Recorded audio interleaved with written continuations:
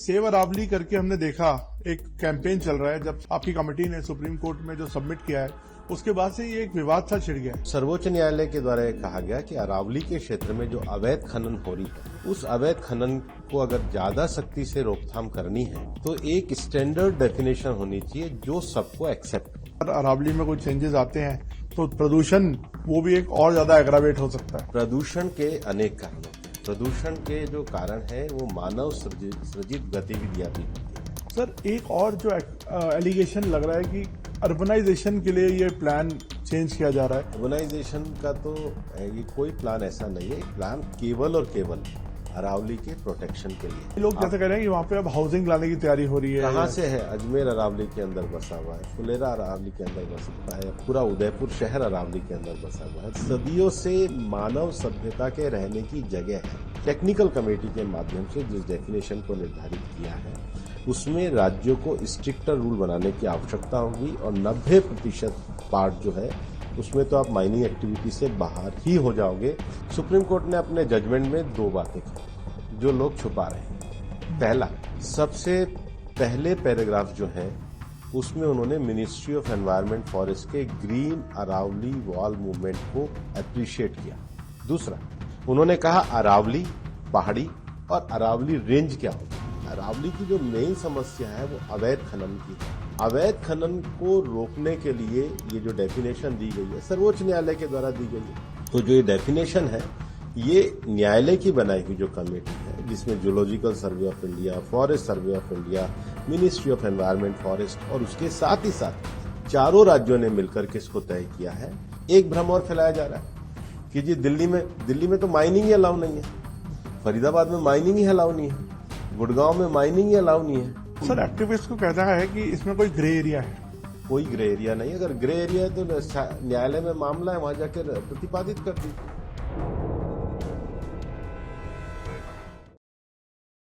अरावली को लेके एक हमने देखा सोशल मीडिया पे ट्रेंड चल रहा है, उसको समझाने के लिए कि क्या ये इशू है। हमारे साथ जुड़ रहे हैं environment minister Bhupendra Yadav ji. Sir ये सेव अरावली करके हमने देखा एक कैंपेन चल रहा है। जब से आप लोगों ने, आपकी कमेटी ने सुप्रीम कोर्ट में जो सबमिट किया है उसके बाद से ये एक विवाद सा छिड़ गया है। तो ये समझाएंगे इशू है क्या? पहला तो मैं आपको ये स्पष्ट करना चाहूंगा कि हम एक लंबे समय से ग्रीन अरावली वॉल के लिए कार्य कर रहे हैं और सुप्रीम कोर्ट में भी एक लंबे समय से पिटीशन चल रही है। अरावली रेंज जो है दिल्ली, हरियाणा, राजस्थान और गुजरात, ये 4 राज्यों में फैली हुई है।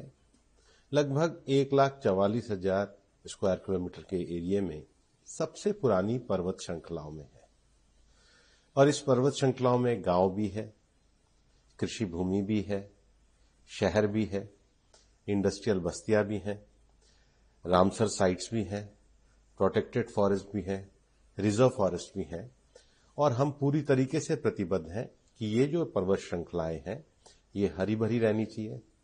इसके साथ ही इसमें एक प्रोटेक्शन के मानक भी तय होने चाहिए और हमने ग्रीन अरावली वॉल मूवमेंट भी चलाया और उसके लिए लगातार पिछले साल भी उदयपुर में मैंने बैठक करके सभी अरावली में आने वाले जिलों के डीएफओस की मीटिंग ली, वर्कशॉप ली।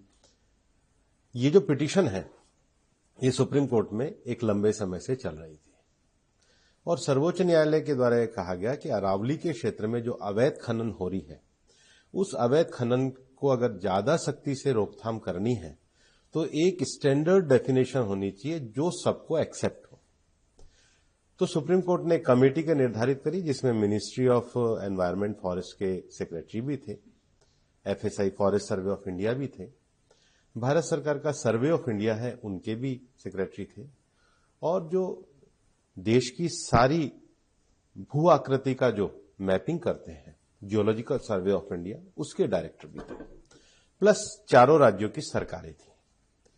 अब विषय आता है कि अरावली की जो डेफिनेशन है वो सुप्रीम कोर्ट के सामने रखी गई। सुप्रीम कोर्ट ने अपने जजमेंट में 2 बातें कही जो लोग छुपा रहे हैं। पहला, सबसे पहले पैराग्राफ जो है उसमें उन्होंने मिनिस्ट्री ऑफ एनवायरनमेंट फॉरेस्ट के ग्रीन अरावली वॉल मूवमेंट को अप्रिशिएट किया। दूसरा, उन्होंने कहा अरावली पहाड़ी और अरावली रेंज क्या होगी। तो दुनिया भर में जियोलॉजी की जो वैज्ञानिक जो जियोलॉजी में काम करते हैं, भूविज्ञान भू सर्वे विज्ञान में काम करते हैं, तो वहां एक स्टैंडर्ड डेफिनेशन रिचर्ड मर्फी की मानी जाती है कि जो 100 मीटर की ऊंची पहाड़ी होती है उसको पर्वत माना जाता है। ठीक है, अब जब 100 मीटर ऊंची पहाड़ी को पर्वत माना जाता है तो केवल उसकी ऊंचाई पर्वत नहीं होती, ऊंचाई से लेके और धरातल तक, मतलब कोई भी पर्वत श्रृंखला ऐसी ईंट की दीवार की तरह खड़ी नहीं होती, वो एक बड़ी गोलाकार आकृति है। हाँ, उसका धरातल मतलब उसका जो बेस है जी, उसके धरातल से लेके और ऊंचाई तक जो जाएगी वो पूरी की पूरी 100 मीटर संरक्षित है। एक जो भ्रम फैला रहे हैं कि केवल ऊंची पहाड़ियों, उसके साथ में पड़ने वाली उसके धरातल में जो छोटी पहाड़ियां जो स्ट्रक्चर है वो सारा संरक्षित है। फिर एक पहाड़ी जो 100 मीटर की है और दूसरी पहाड़ी जो है उसके बीच में जो आधा किलोमीटर का क्षेत्र है, कितना, आधा किलोमीटर 500, उसमें जमीन है वो भी संरक्षित में आएगा, वो भी अरावली रेंज कहलाएगा। तो फिर भ्रम हुआ कहां पे? अब सुनो ना, तो 90% तो भाग संरक्षित है। दूसरा, अरावली में बहुत बड़ी संख्या में प्रोटेक्टेड फॉरेस्ट है, रिजर्व फॉरेस्ट है, वो भी पूरा इसमें संरक्षित है। फिर जो इको सेंसिटिव जोन है उसका जो 1 किलोमीटर का एरिया है वो भी संरक्षित है। इवन जो ड्राफ्ट इको जोन है उसमें भी सुप्रीम कोर्ट के रेगुलेशन के हिसाब से संरक्षण है। और इसके अलावा अरावली के क्षेत्र में बहुत सारी झीलें भी हैं और कुछ झीलें ऐसी हैं जो हमारी रामसर साइट्स भी है। अब जैसे गुड़गांव में सुल्तानपुर की झील है, अलवर में सरिस्का की झील है, उदयपुर को रामसर साइट्स में पूरा लेक सिटी ही बनाया गया, उसके भी 500 मीटर तक के एरिया जो है संरक्षित क्षेत्र में है। तो इस हिसाब से अरावली में एक एक्टिविटी जो माइनिंग एक्टिविटी भी है वो मैं आपको कह रहा हूं 0.19%, 1% से भी कम एरिया में ही माइनिंग हो पाएगी। और वहां भी माइन को कोई खोला नहीं है, वहां भी कहा गया है कि इसका एक मैनेजमेंट साइंटिफिक प्लान बनाया जाए और अगर कोई नई स्वीकृति भी आती है तो उस नई स्वीकृति को आईसीएफआरई से पहले अनुमति ली जाए। तो ये प्रोसेस को स्ट्रिक्ट किया। अरावली की जो मेन समस्या है वो अवैध खनन की है। अवैध खनन को रोकने के लिए ये जो डेफिनेशन दी गई है सर्वोच्च न्यायालय के द्वारा दी गई है और आज भी रिव्यू सर्वोच्च न्यायालय के सामने है। तो जो ये डेफिनेशन है ये न्यायालय की बनाई हुई जो कमेटी है जिसमें zoological survey of India, forest survey of India, ministry of environment, forest और उसके साथ ही साथ चारों राज्यों ने मिलकर के इसको तय किया है।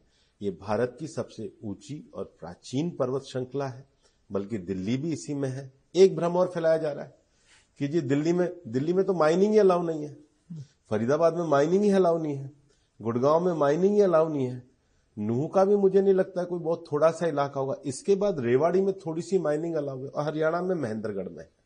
फिर अलवर में तो बहुत बड़ा एरिया सरिस्का का एरिया आता है, फिर जयपुर में जमुआ रामगढ़ का बहुत बड़ा एरिया आता है। अजमेर में भी अगर आप आगे जाओगे तो अजमेर में भी जो झील है, मतलब पुष्कर झील है, आनासागर झील है, फाईसागर झील है, सांबर लेक है। तो ये तो पूरा अरावली का जोन है। मैं इसकी जो टोपोग्राफी है, इसकी जो, और नीचे जो गुजरात में बनासकांठा साबरकांठा तक ये जो रेंज आती है पूरी की पूरी संरक्षण में है। और ये जो व्यापक डेफिनेशन होने से, अब स्ट्रिक्ट प्रोविजन होने से 90% भाग तो पूरी तरीके से सुरक्षित है। ये 100 मीटर वाला जो आपने मामला बताया है, ये इसमें भ्रम क्या फैलाया जा रहा है कि ऊपर से और नीचे से? वो कह रहे हैं कि बहुत टेक्निकल है, इसको थोड़ा सा कोई टेक्निकल नहीं है, मैं बहुत स्पष्ट कर रहा हूं। 100 मीटर का अर्थ है पर्वत शिखर से लेके और नीचे धरातल तक, पर्वत शिखर से लेके नीचे धरातल तक, और धरातल तक जहां उसका स्थायी भाग आएगा। तो धरातल में वो पूरा ऐसा नीचे पर्वत एक गोलाकार अंडाकार श्रेणी में उसकी जो सब टहनियां होंगी, जैसे कोई पेड़ है, पेड़ ऊपर 25 मीटर का है लेकिन उसकी जो नीचे जड़े जहां तक है, जहां तक उसका है वो पूरा 100 मीटर। सर, एक्टिविस्ट को कहना है कि इसमें कोई ग्रे एरिया है। कोई ग्रे एरिया नहीं। अगर ग्रे एरिया है तो न्यायालय में मामला है, वहां जाकर प्रतिपादित कर दीजिए। आप आज भी सर्वोच्च न्यायालय में ही विषय है जी। अगर है तो बता दीजिए भाई। आप लोगों में भ्रम क्यों फैला रहे हैं, आप लोगों में झूठ क्यों फैला रहे हैं? और ये तो हुई पर्वत, ये आइडेंटिटी पर्वत। पर्वत एक से और दूसरी श्रृंखला के बीच में 500 मीटर उसमें इवन जमीन का भाग 500 मीटर क्षेत्र में आने वाला भूभाग तो ये पूरा एक संरक्षण के। और फिर अभी तक क्या था, अरावली के क्षेत्र में डेफिनेशन के अभाव में जो खनन स्वीकृति थी उसमें दाएं बाएं होते थे। मैं आपको अभी भी कह रहा हूं 58% भाग जो है वो तो खेती है, फिर हमारे नगर है, हमारे ग्राम है, हमारी ढाणियां है, फिर उसके साथ हमारा प्रोटेक्टेड एरिया, लगभग 20% तो प्रोटेक्टेड एरिया जिसमें तो आप कर ही नहीं सकते, चाहे वो जमीन हो, छोटी पहाड़ी हो, बड़ी पहाड़ी हो, कर ही नहीं सकते। रामसर साइट्स है। तो ये पूरा प्रोटेक्शन मेजरमेंट जो किया है उसको पूरा एक विशेषज्ञ। तो sir as a environment minister आप ये बता रहे हैं, ये गारंटी दे रहे हैं कि कोई भी नई माइनिंग, अब आपकी जो नई डेफिनेशन है उसके बाद नहीं हो सकती नई माइनिंग। सुप्रीम कोर्ट का जो प्लान है, साइंटिफिक प्लान, पहले साइंटिफिक प्लान होगा, आईसीएफआर होगी, उसके बाद सोचा जाएगा। पर मैं बिल्कुल स्पष्ट रूप से बता रहा हूं 0.19% से ज्यादा में हो ही नहीं पाएगा। पर सर स्कोप तो खुल गया ना, लेकिन जैसे पहले जो नई माइनिंग का स्कोप नहीं था, वो प्रोटेक्टेड एरिया ही था सारा। इस पहले चल ही रही है, इसी के आधार पे परमिशन दी जा रही है। ओके, ये इसी के आधार पे परमिशन दी जा रही थी। ये जो आधार है, ये बेस ये 2006 से। पर वहां क्या था, एनोमली थी। हर राज्य में अलग अलग एनोमली थी और इलीगल माइनिंग थी। रेस्ट्रिक्टेड और प्रोहिबिटेड एरिया का डेफिनेशन क्लियर होने से आप स्ट्रिक्ट मेजरमेंट कर सकते हैं, आप स्ट्रिक्ट कंप्लायंस कर सकते हैं। भूपेंद्र जी, एक और इश्यू है अफॉरेस्टेशन जो हो रही है। वो कह रहे हैं, जो एक्टिविस्ट हैं या जो जानकार हैं, उनका कहना है कि अफॉरेस्टेशन इसका कोई एक इलाज नहीं है, क्योंकि जो उसकी जो अपनी ओरिजिनलिटी है उसका अल्टरनेटिव नहीं हो सकती। अल्टरनेटिव हो ही नहीं सकता, इसलिए अरावली के संरक्षण की आवश्यकता है। अरावली में सबसे प्राचीन जो भूगर्भीय उसकी जो इकाइयां है, लेकिन इसके एक स्वरूप को बनाए रखने के लिए उसका एक प्रोटेक्शन वॉल ग्रीन फॉल है।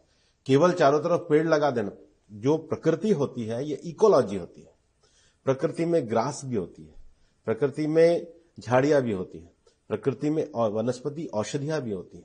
ये एक इकोलॉजी सिस्टम है। और जो हमारे मंत्रालय के द्वारा जो इंटरनेशनल बिग कैट अलायंस बनाया गया, तो बिग कैट अलायंस का अर्थ ये नहीं है कि हम कोई टाइगर का कंजर्वेशन तो करते ही हैं, लेकिन टाइगर तब किसी भी जगह पे रह सकता है जब उसके नीचे का जो प्रे है, उसके नीचे का जो इकोलॉजिकल सिस्टम है। और इकोलॉजिकल सिस्टम भी डियर वगैरह तब सर्वाइव करेंगे जब उनके लिए घास वगैरह होगी। इसलिए आपने ये जो हमने 29 से ज्यादा अभी जो नर्सरियां बनाई है और उसको हर जिले तक हम ले जाने की बात कर रहे हैं। हमने पूरी अरावली की हर अरावली के जिले की लोकल वनस्पतियां क्या है, लोकल पेड़ क्या है, और पेड़ वनस्पतियों में एक छोटे से घास से लेकर और बड़ा पेड़ तक सारा इकोसिस्टम आता है। इसलिए मैं केवल पेड़ की बात नहीं करता, इकोलॉजी की बात करता हूं। सर एक और जो मतलब एक एप्रीहेंशन लोगों में है कि जब अगर अरावली में कोई चेंजेस आते हैं तो प्रदूषण जो इस समय बड़ा मुद्दा बना हुआ है, वो भी एक और ज्यादा एग्रावेट हो सकता है। प्रदूषण के अनेक कारण होते हैं। प्रदूषण के जो कारण है वो मानव सृजित गतिविधियां भी होती हैं। प्रदूषण के दो मानक होते हैं, एक PM 2.5, एक PM 10। दोनों चीजें हैं। PM 2.5 में जब कार्बन एमिशन ज्यादा होता है, मतलब जो 2.5 के जो माइक्रो कण है वो ज्यादा क्यों होंगे? क्योंकि या तो ओजोन होगा, लेड होगा, कार्बन होगा, सल्फर होगा। जब ये हवा में इंडस्ट्री के कारण, व्हीकल के कारण, अन्य गतिविधियों के कारण आएंगे, तो पहला विषय होगा। फिर PM 10 में धूल और उसके बड़े कण जो होंगे, इनके मिलाने से दूसरा जो विषय होता है वो मेटेरोलॉजिकल कंडीशन होती है, मौसम विज्ञान की, कि जब हवा चलनी बंद हो जाएगी और ये लगातार इनका उत्सर्जन होता रहेगा तो वो ठहर जाता है। बट सर दिल्ली में तो ना NCR में ना कोई इंडस्ट्री है उस तरह की, और आपने काफी हद तक हम देखते हैं ग्रीन व्हीकल्स का भी चलन हो रहा है। फिर ये पोल्यूशन का क्या वजह है जो मतलब अनएक्सप्लेन्ड है? दिल्ली में अभी सर्वोच्च न्यायालय ने एक अच्छा निर्णय दिया है कि दिल्ली में अच्छे फ्यूल के लिए हम BS6 पे आए थे। BS6 के पहले के जो व्हीकल हैं, जो कि पॉल्यूटेड व्हीकल हैं, उनका जो कोहेसिव प्रोटेक्शन का स्टे था वो विड्रॉ हुआ है। तो एक तो हमें फ्यूचर में, क्योंकि दिल्ली में करोड़ों व्हीकल चलते हैं, टू व्हीलर से लेके और बड़े व्हीकल, तो इसका फ्यूल अगर हम अच्छा प्रयोग करेंगे, उसके लिए उसके जो पर्यावरण के मानक होंगे, वो पहला विषय है। दूसरा विषय है कि दिल्ली में अभी पिछले ही दिनों निर्देश देके हमने स्मार्ट ट्रैफिकिंग पे जोर दिया है। लगभग 60 के करीब ऐसे प्लेसेस हैं जहां पर ट्रैफिक का कंजेशन होता है। तो शाम को 4 से 7 तक जिस समय, या सुबह 8 से 10 जिस समय धुंध और कोहरा ज्यादा हो रहा होता है, उस समय अगर एक साथ हजारों व्हीकल लाइन में खड़े रहेंगे तो उनका पॉल्यूशन तो होगा ही, व्हीकल पॉल्यूशन की दृष्टि से। दूसरा, दिल्ली केवल दिल्ली नहीं है, दिल्ली एनसीआर रीजन है। और एनसीआर रीजन से भी आगे जो हमने अथॉरिटी बनाई है सीएक्यूएम, उसने एयर शेड की पहचान करी है। तो उस एयर शेड में लगभग 240 इंडस्ट्रियल एरिया है, और 240 इंडस्ट्रियल एरिया में 3,500 इंडस्ट्री हैं जो रेड और ऑरेंज कैटेगरी की है। ओके। वो जो 3,500 इंडस्ट्री है, उसमें हमने कहा है कि आप डिवाइस लगाइए जिसको मॉनिटरिंग से जोड़ने का काम करेंगे, ताकि आपको ये पता लगे कि आपका ग्राफ कैसा है। मुझे बताते हुए ठीक लग रहा है कि हमने उसमें भी पैनिक नहीं होने दिया है। लगभग 1200 के करीब इंडस्ट्री में डिवाइस लगे हैं, बाकी को 31 दिसंबर का समय दिया है। तीसरा जो बड़ा विषय है वो डस्ट का है। एक बहुत बड़ी जो एक्टिविटी चलती है कंस्ट्रक्शन और डेमोलिशन की चलती है। तो कंस्ट्रक्शन करते हैं तब तो ठीक है, लेकिन आप देखेंगे कि जो डेमोलिशन होता है उसको रखने की कोई जगह नहीं है।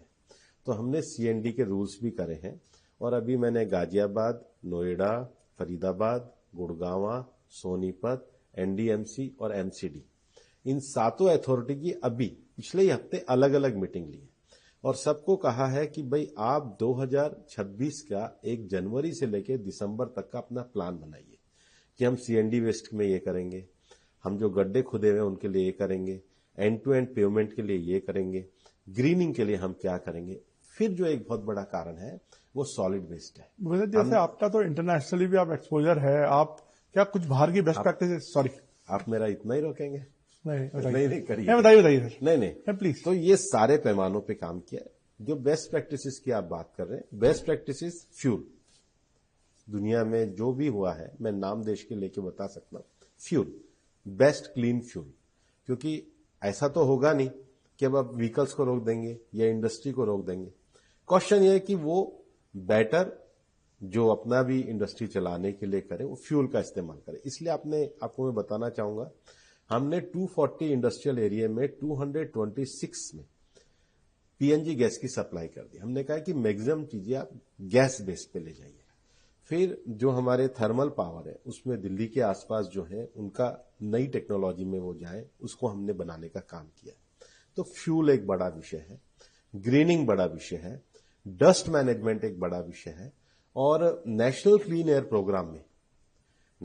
एयर प्रोग्राम में प्रधानमंत्री जी ने जो पूरे मानक हम लोगों ने तय किए हैं, फाइनेंस कमीशन से जो सपोर्ट दिया है, तो हमने ये नीचे दिल्ली की सारी कॉरपोरेशंस को कहा है कि आप नेशनल क्लीन एयर प्रोग्राम के जो स्टैंडर्डाइजेशन के विषय हैं, उसमें सीएनडी, वेस्ट मैनेजमेंट, क्लीनिंग से लेके जो सारे विषय हैं, उसको अगर आप लेकर इंप्लीमेंट करेंगे स्टेप बाय स्टेप, तो उसका इफेक्ट आएगा। और इसमें सारे कोऑर्डिनेशन के लिए जो सेंट्रल एयर मॉनिटरिंग जो कमीशन है वो लगातार काम कर रहा है, लगातार उसकी रिव्यू और मीटिंग हम लोग कर रहे हैं। तो सर आप जैसे प्रोजेक्ट कर रहे हैं कि हम ये चीजें करेंगे, आपने एक प्लान बनाया है, आपका ये भी है कि आपको लगता है इससे कितना एक्यूआई नीचे आ पाएगा अगले सीजन तक?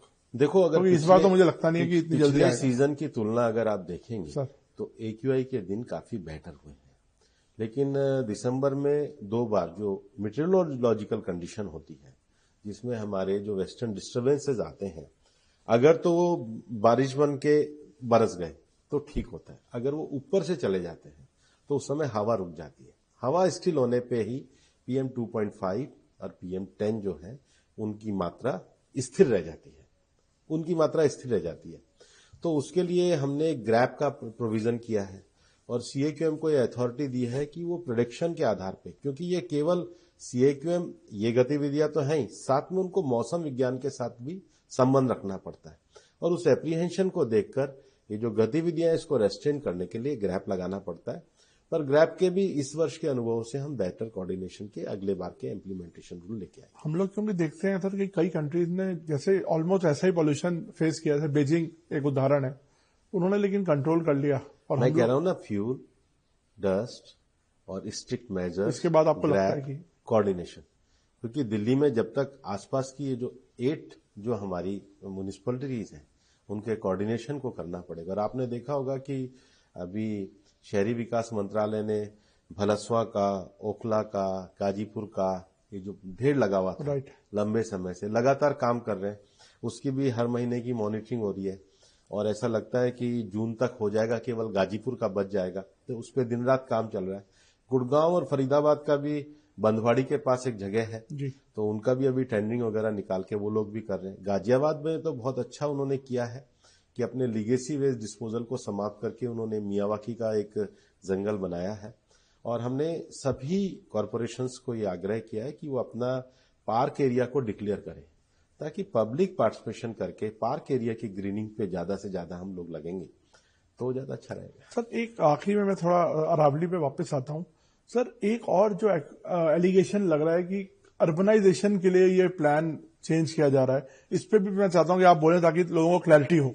नहीं, अर्बनाइजेशन का तो ये कोई प्लान ऐसा नहीं है। प्लान केवल और केवल अरावली के प्रोटेक्शन के लिए। अर्बन शहर तो वैसे अरावली में नहीं, कई लोग जैसे कह रहे हैं कि वहां पे अब हाउसिंग लाने की तैयारी हो रही है। कहां से है? अजमेर अरावली के अंदर बसा हुआ है, फुलेरा अरावली के अंदर बसा हुआ है, अपना क्या कहते हैं, पूरा उदयपुर शहर अरावली के अंदर बसा हुआ है, बूंदी शहर अरावली के अंदर बसा। कितने शहर में आपको गिना दूंगा जो अरावली के अंदर ऑलरेडी, ये सदियों से मानव सभ्यता के रहने की जगह है। लेकिन जो अरावली का प्रोटेक्टेड एरिया है उसकी क्लियर डेफिनेशन अगर जो सुप्रीम कोर्ट ने करी है, सुप्रीम कोर्ट ने उसको अरावली और अरावली रेंज को geological survey of India, forest survey of India और अपना मिनिस्ट्री ऑफ एनवायरनमेंट, इनसे सर्वेयर ऑफ इंडिया, इन सब से इनकी टेक्निकल कमेटी के माध्यम से जिस डेफिनेशन को निर्धारित किया है उसमें राज्यों को स्ट्रिक्टर रूल बनाने की आवश्यकता होगी। और 90% पार्ट जो है उसमें तो आप माइनिंग एक्टिविटी से बाहर ही हो जाओगे। मैं आपको कोट अनकोट कह रहा हूं, कहीं भी कह देना 90% में तो माइनिंग हो ही नहीं सकती है। और मैं आपको कैलकुलेशन दे रहा हूं, जो सबसे बड़े माइनिंग के जिले हैं जिसमें राजसमंद आता है, उदयपुर आता है, वहां भी 1% से कम, कुछ जगह तो एवरेज अगर निकालेंगे तो 0.19% में ही माइनिंग अलाउ हो सकती है। और वो भी अभी अलाउ नहीं होगी जब तक राज्य उसका प्लान नहीं बनाएंगे, जब तक आईसीएफआर की अनुमति नहीं होगी, और जो अवैध माइनिंग चल रही है वो पूरी तरीके से निरस्त हो जाएगी।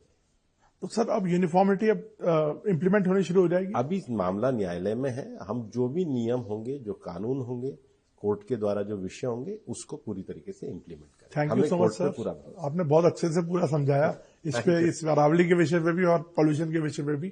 थैंक यू, धन्यवाद। आगे फिर आपसे बात करेंगे। Thank you.